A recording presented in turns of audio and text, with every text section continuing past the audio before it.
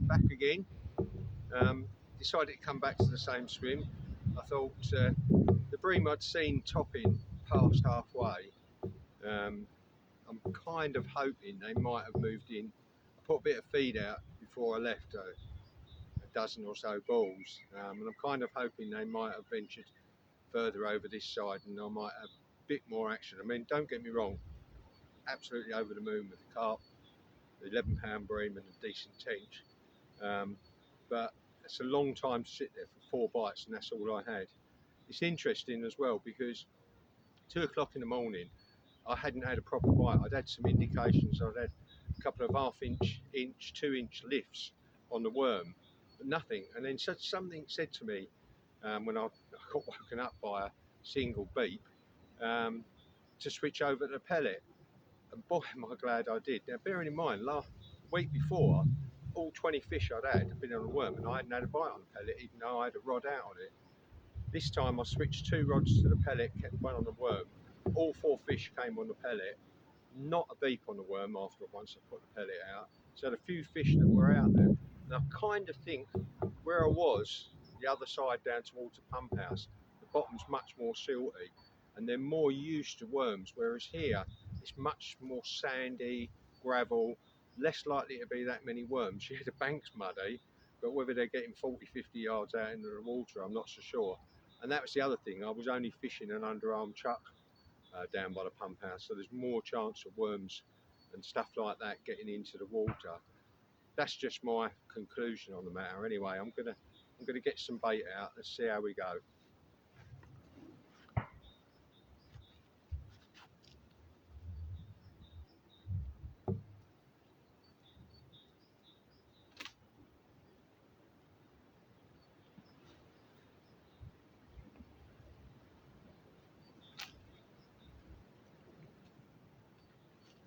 I'm going with 14 balls this week. I had 12 last week and 10 the week before.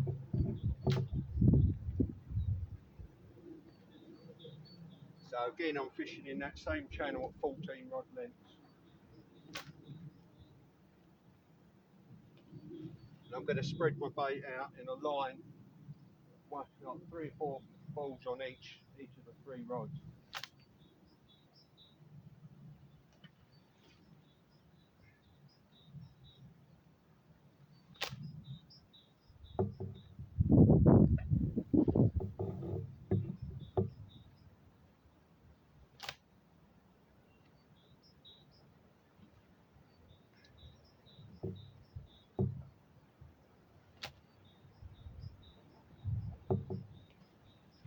I've added a bit of extra to my bait this week. I've put a bit more sweet corn in, and I've also put up some crushed cell boilies.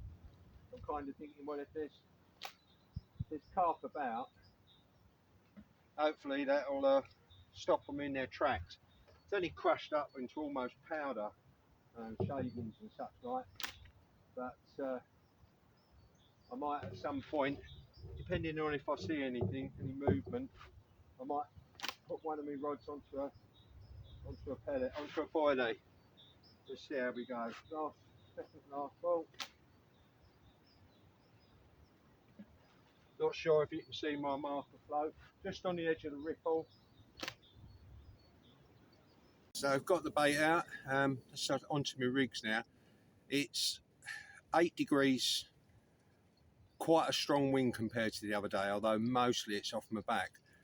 The air pressure's dropped considerably, so it went from 1,021 the other day down to 1,000 today, and dropping down to 996 I think later on this evening. So and the wind's going to drop as well. So I think I feel like I'm in the right place at the right time, hence why I put 14 balls out, just a little bit more.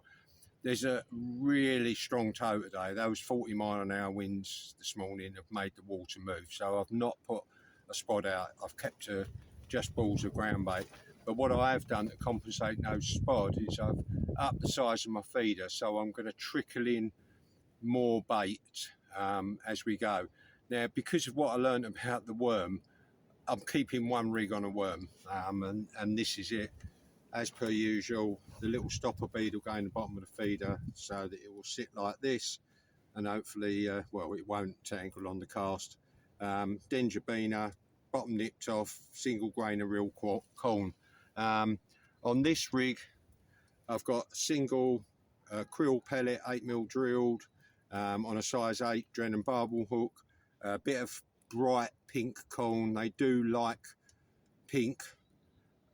Sometimes they like yellow. So on the other rig, which has got a pellet on it, I've got a bit of yellow corn, but I've added a worm.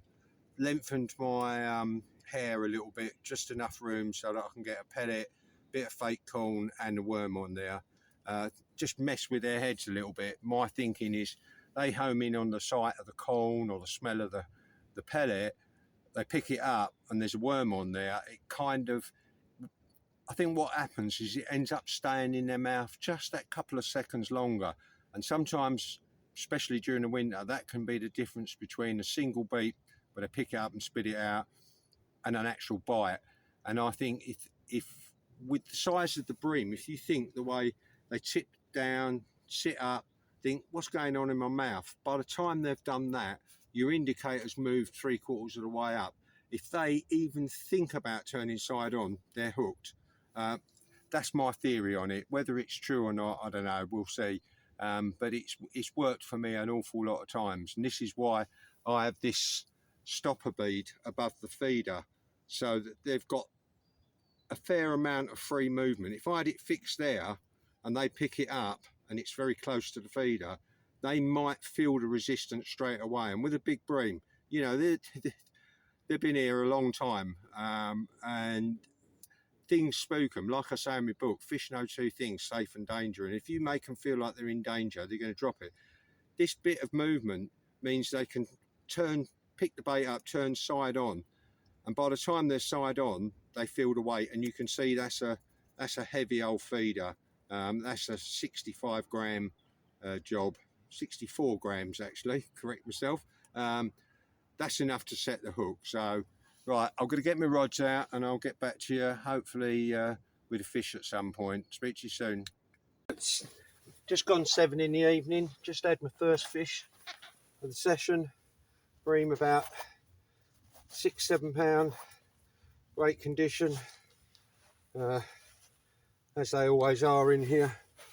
So, not a massive fish, lovely colours though, lovely fish. Let's get her back, get another one, hopefully, and pull back soon.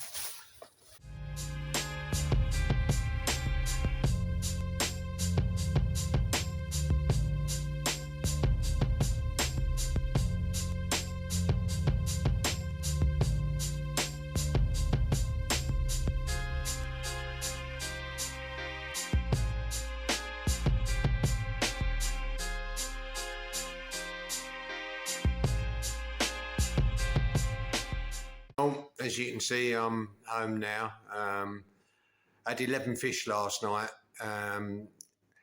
5, I think, were in the sort of 5 to 6 pound bracket, a couple of 7s, a couple of 8s, and 2 at 9. The 9.1 and a 9.3 was the best I could manage. Pretty constant all night, so not a lot of sleep. Then when I woke up this morning, and it was freezing, with a high of 4, maybe 5 Celsius today. That combined with these unpredicted 40-mile-an-hour sideways winds, and when you're on a big water like Alton Water, believe me, it wants to blow you off the place. And you know what? I don't mind cold, don't mind the rain, don't mind the wind, but not all three together. Adding no sleep last night, or very little. I decided to, I was going to do a second night, but decided to come home. Not sure where I'm going to go next week. I'm having to think. I might head down towards the dam or Rabbit's Wood tennis court. Might even try and have a look round Birchwood or Tatting Stone. Might go for the tench, but there's also a lake round the corner from me, which I've been looking at. It's got some really big tench. So I'll let you know as and when. Please don't forget to like this if you've enjoyed it, and subscribe. It helps me, helps the YouTube algorithms evidently. So don't forget, like and then subscribe. Thank you guys. Speak to you soon. Cheers.